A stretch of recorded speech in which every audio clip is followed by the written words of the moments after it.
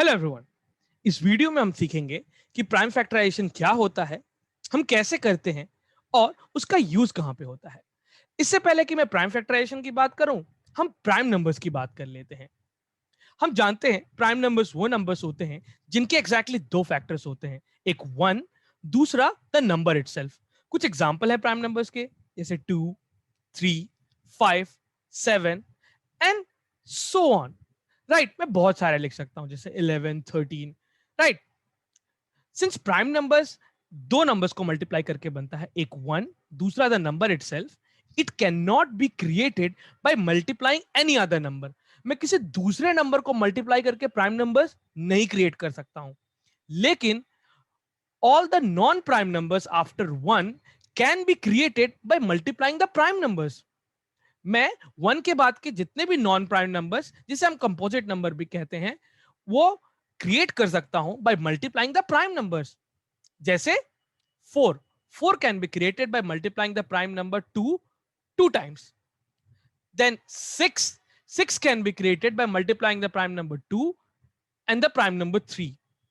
8 can be created by multiplying the prime number 2 3 times.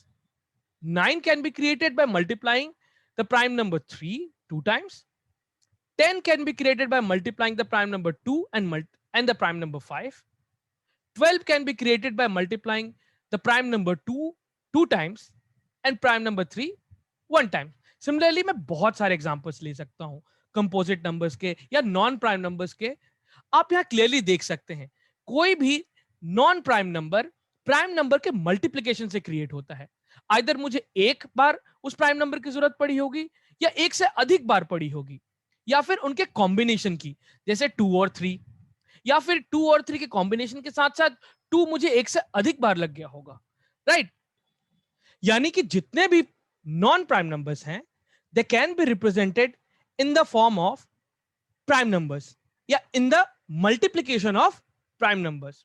Right, अब हम बात करते हैं प्राइम फैक्टराइजेशन की।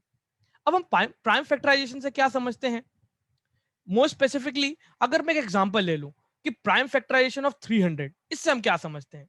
इसका मतलब ये होगा, हमें ये पता करना होगा कि 300 किन किन प्राइम नंबर्स को मल्टीप्लाई होके बना है, या फिर कौन कौन से प्राइम नंबर्स को मुझे कितने बार लेना पड़ा है ताकि 300 बन जाए, उनको कितने बार मल्टीप्लाई करूं ताकि 300 आ जाए।